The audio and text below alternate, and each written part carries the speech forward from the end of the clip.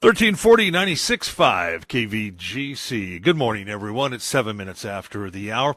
Let's take a look at what's going on in the way of local news for today. The Amador County School Board has voted to serve notice on several staff reductions in the school district. Meeting Wednesday night, the board voted to approve a series of notices for elimination or combination of several staff positions within the district.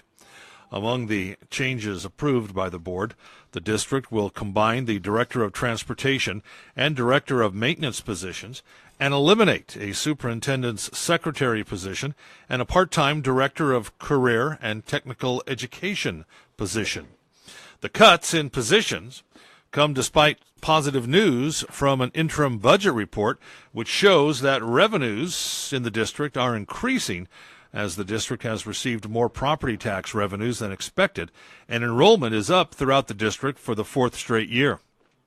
The board also passed a resolution calling for increased student safety in California schools and called for Congress to pass specific legislation that reduces the risk and severity of gun violence on school campuses. During public comment, the board again fielded complaints from parents about a third-grade class in Sutter Creek transferred to the upper elementary school from the primary school, with many complaints focused on the new teacher for the class. Well, updates on recovery efforts from the 2015 Butte fire, including burned tree removal and post-fire road repairs, and a plan to spruce up the government center and Mountain Ranch Road, were among topics discussed Tuesday by the Calaveras Board of Supervisors. According to Jeff Krovitz, County Public Works Director, a total of 113 private properties have been cleared of trees burned in the fire. Mel Knight, a Butte Fire community liaison, estimated that $6.5 million in insurance money has been collected for debris and ash removal from properties impacted by the Butte fire. Now, Kevin Wright, the County Ag Commissioner, also gave an introduction and invitation to the annual Foothill Grape Day, March 29th, at the County Fairgrounds. Patrick Martin, County Facility Manager, made a presentation on a plan to spruce up the government center, including the main plaza. The project, funded by a $10,000 grant from the Calaveras Community Foundation, intended to foster civic and community pride. A suggestion was also made. Fundraising could be boosted by selling 1,000 ornamental bricks at $100 apiece, so donors can eventually see their names on a project they help support. The next meeting of the Calaveras County Board of Supervisors, March 20th. I think that's a great idea. I do too. Selling that brick, I always like that. Like at Argonaut High School on the walk to the gym, you see them. And up at the buy a brick and help build the new barn at the Amador County Fair. Yeah. Our grandfather has a brick at the new AT&T I was just gonna Stadium. Say Giants. Yeah, Giants Stadium. Someone in our family else, but I don't want to say it if I'm wrong. I think Becca may have. You think Becca has one too? Something, or maybe somebody Becca knows. I don't know. She knows. I think I've had this conversation though with Becca, or no. I'm sorry.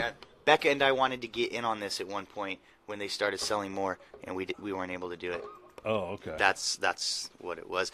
But I do know I have several friends on the bricks there at Argonaut High School.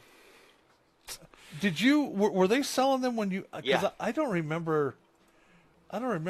Was it before? It was right. It was either around the time or right after, because when I was in school, the building wasn't the.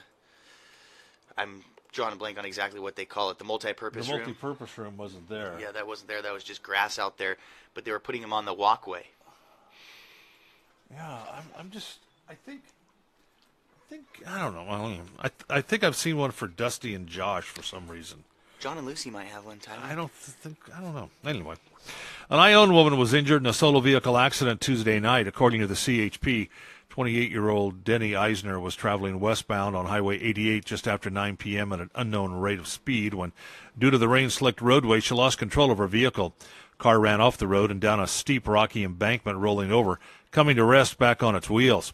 Following the investigation, Eisner was subsequently arrested for driving under the influence. And the Argonaut Mustangs have advanced to the Northern California Regional Boys Basketball Finals this Saturday, 6 p.m., right here at Argonaut High School. The Mustangs taking on Colfax, the the same team they beat in the Sac Joaquin section finals for Division 5 earlier this postseason. Now, the winner of this game goes on to the state finals at the Golden One Center in Sacramento next Friday, where they'll face the Southern California regional winner, either Santa Clarita Christian or Van Nuys. Admission for Saturday's NorCal finals at Argonaut, $12 for adults, $8 for seniors and students. And Argonaut Beginning Drama presents its annual children's theater production, a fractured fairy tale version of Snow White, again today.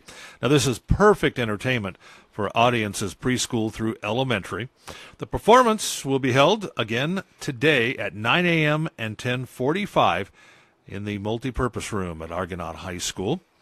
Audience participation, lots of music, and a whole lot of fun. It's about a 40-minute production featuring music and more. Now, admission is free. Just show up today at either the 9 o'clock or 10:45 performance. Again, parents or anyone with preschool children and elementary-age children invited to attend.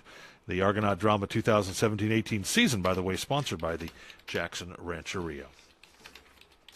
And we'll be talking about the weather forecast in just a bit. Just to tip you off here, a winter storm warning remains in effect for the foothills above 3,500 feet right on through Saturday. Also, fire crews rolled to a single-story residential structure fire late yesterday afternoon. That fire burned a home off of Argonaut Lane. When crews arrived, the home was fairly fully engulfed in flames. From witnesses at the scene prior to the flames, there was a loud explosion heard in the home, and then the home burst into flames. Red Cross came to aid the two adult residents of that home. Nobody injured in battling that blaze. And that's a look at local news on a Gold Country Thursday morning from the KVGC News Center. I'm JD. And I'm Jim Geedy reporting.